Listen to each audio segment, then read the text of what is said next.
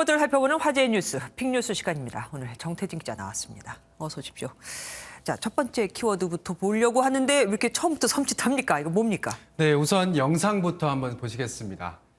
10여 명의 사람들이 한 사람을 집단으로 폭행하는 모습입니다. 어휴. 이들은 경기도 수원에서 활동하는 조직폭력배고 맞는 사람은 일반인입니다. 왜 조직폭력배가 일반인을 때립니까? 폭행 이유가 굉장히 황당합니다. 이 일반인이 조직을 비하하는 글을 SNS에 썼다는 게 이유인데요. 어휴. 얼굴을 마주하고 욕을 하거나 비하한 것도 아니고 SNS에 누구나 할 수 있는 조폭 비하 글을 올렸다고 해서 폭행을 당한 겁니다. 그런데 예. 이뿐만이 아닙니다. 이 영상을 보시면 조직폭력배들이 길게 줄지어 도열해 있습니다.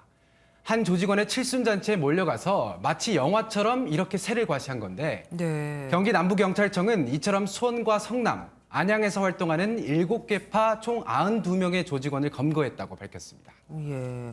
저렇게 비방하고 비하했다고 때리면은 정말 대한민국에서 절반을 받겠네요. 어쨌든 진짜 조폭들은 저런 일에 신경도 안 쓸 것 같은데 의외입니다. 그런데 의외의 일이 또 있었다고요? 그렇습니다. 어젯밤 11시 30분쯤에 누군가 전동 킥보드를 타다가 넘어졌다는 신고가 경찰에 접수됐습니다. 알고 보니까 넘어진 사람은 야구선수 출신 해설위원 봉중근 씨로 확인됐습니다. 어휴.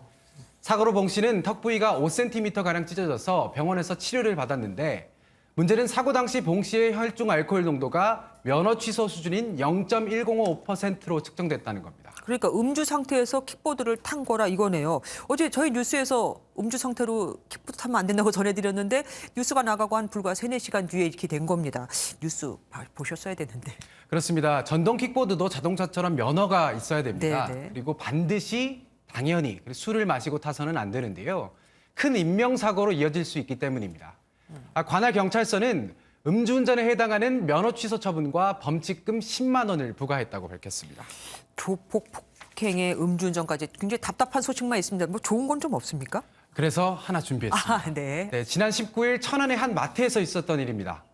어르신 한 분이 장을 보고 나가는 도중에 갑자기 의식을 잃고 쓰러집니다. 어휴. 쿵 소리에 놀란 직원이 황급히 달려와서 바로 심폐소생술을 진행했고 예. 지나가던 시민도 함께 이를 돕습니다. 그래서 어르신은 어떻게 됐습니까?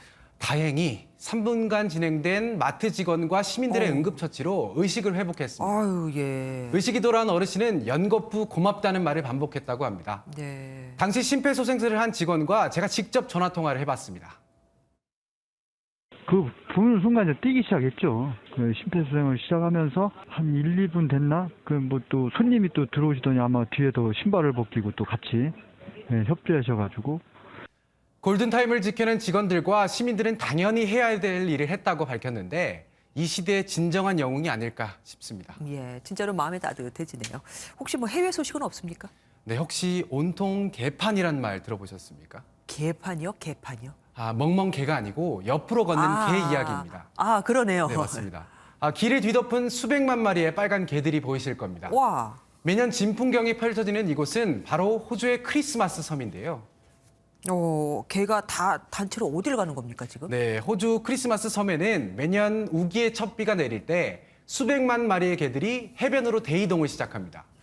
6천만 마리의 개들이 정글에 살다가 바로 산란을 위해서 이동하는 건데요. 6천만이요? 맞습니다. 국립공원 측은 개들이 안전하게 이동할 수 있도록 특별한 다리도 만들어뒀고 이달 말쯤 암컷 개들이 알을 낳을 것으로 예상되면서 한 달 뒤엔 아기 개와 부모 개들이 함께 다시 숲속으로 돌아올 예정입니다.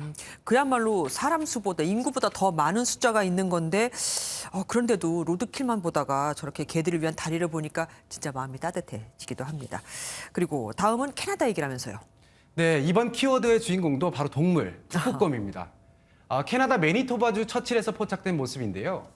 사실 싸우는 게 아니라 서로 좋아서 장난을 치는 겁니다. 푹신한 눈밭에서 몸을 비비면서 뒹굴기도 하는 모습인데요. 예. 이곳 매니토바주 처칠은 세계 3대 북극곰 서식지인데 최근 지구가 더워지면서 살 곳이 점점 줄어들고 있는 상황이라고 합니다. 저런 모습 보면은 인간에 의해서 어쩌면 정말 저런 거 못 보게 될까 봐 무섭기도 합니다. 그러면은 인간도 노력을 해야 되지 않겠습니까? 네, 그래서 이번에는 친환경 차량 한번 이야기 전해드리겠습니다. 어떤 차입니까? 네, 똑같은 모델의 대형 SUV 차량이 2대가 서 있습니다. 2대 모두 일반 차량과 다를 바가 없는데 자세히 보시면 한 대는 바로 레고로 만들어진 차 모형입니다. 정말 그냥 타도 될 것 같아요. 근데 왜 누가 만든 겁니까? 네, 이 차를 위해서 전문가 12명이 꼬박 2,700시간을 매달려서 만들었다고 합니다. 와. 44만 개의 레고 블록이 사용됐고요. 코로나로 지친 시민들에게 즐거움을 선사하기 위해서 만들었다고 제작사는 밝혔습니다. 그야말로 안 먹고 안 자고 24시간 내내 12명이 만들어도 잠깐만요. 계산하면 한 112일을 맞습니다. 만들어야 된다는 거잖아요. 그만큼 또 보는 이들이 기쁘니까 보람이 있겠죠. 지금까지 정태진 기자와 함께했습니다.